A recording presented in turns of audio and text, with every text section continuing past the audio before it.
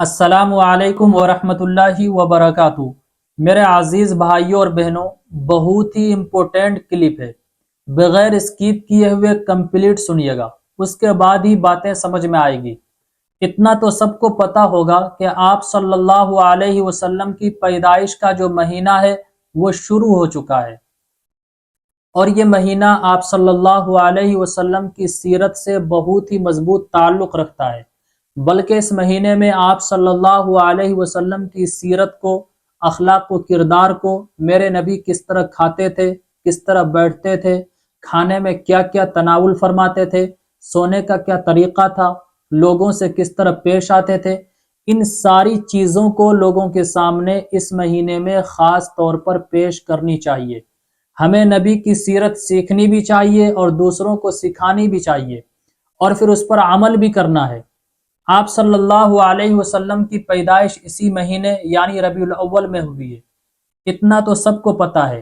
وہ الگ بات ہے تاریخ کے بارے میں ہیرا پھیری ہے، اختلاف ہے، بعض 8 ربیع الاول کی تاریخ بتاتے ہیں، بعض 9 ربیع الاول بتاتے ہیں، بعض 12 ربیع الاول کی تاریخ بتاتے ہیں، لیکن 12 ربیع الاول کو حضور کی پیدائش کی تاریخ معتبر اور مضبوط نہیں ہے، اور خود اعلیٰ حضرت فاضل بریلوی مولانا احمد رضا خان صاحب نے بھی آپ صلی اللہ علیہ وسلم کی پیدائش کی تاریخ 9 ربیع الاول لکھی ہے۔ تو ربیع الاول کے مہینے میں ہی حضور صلی اللہ علیہ وسلم کی پیدائش ہوئی، اور اسی مہینے میں آپ صلی اللہ علیہ وسلم کی وفات بھی ہوئی۔ دوسری بات، 12 ربیع الاول کو جو آپ صلی اللہ علیہ وسلم کی وفات ہوئی ہے، یہ متفقہ فیصلہ ہے، لیکن پیدائش میں اختلاف ہے۔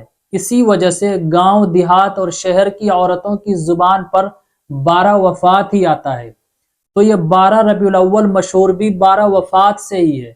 اچھا، اگر پیچھے جائیں گے آپ چند دن، تو مسلمان 12 تاریخ کو 12 وفات سمجھ کر کچھ کھانا پکا کر غریبوں اور مسکینوں کو کھلایا کرتے تھے، ایصال ثواب کی نیت سے، لیکن وہی کھانا کا کھلانا، غریبوں میں تقسیم کرنا، یہ آہستہ آہستہ سیلیبریٹیز خوشی کی شکل اختیار کر لیا، اور جشن عید میلاد النبی کا نام دے کر یہ حرکت سب سے پہلے ایک عیسائی نے شروع کیا۔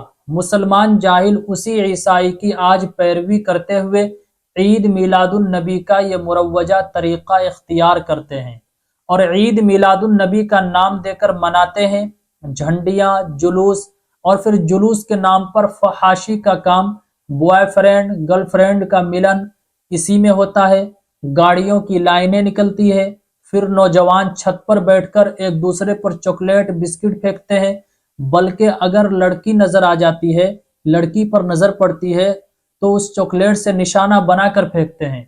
اب خود ہی سوچیں، اس سے گناہ ملے گا یا پھر ثواب؟ اس سے نبی خوش ہوں گے یا ناراض ہوں گے؟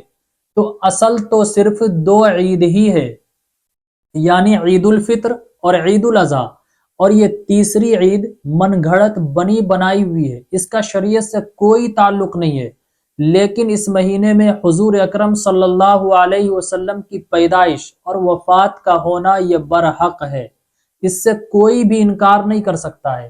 بلکہ حضور پیر کا روزہ رکھا کرتے تھے، تو پوچھا گیا کہ اے اللہ کے رسول، آپ پیر کا روزہ کیوں رکھتے ہیں؟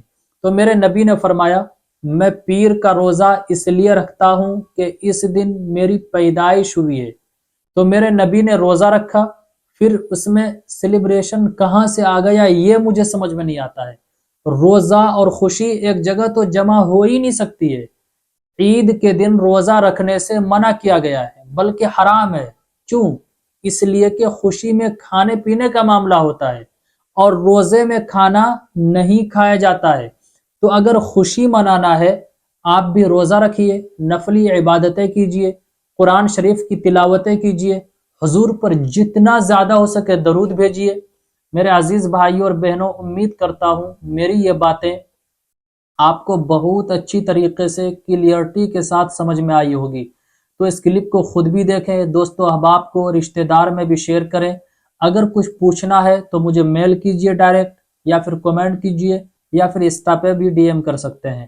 السلام علیکم ورحمۃ اللہ وبرکاتہ۔ Islamic scholar مفتی خضر حیات پارس منی کے آفیشیل چینل کو سبسکرائب کیجئے، جہاں پر ملیں گے آپ کو مفتی صاحب کے بیانات، اسلامک ہسٹری، شرعی مسائل اور بھی بہت کچھ سیکھنے کو۔ جزاک اللہ۔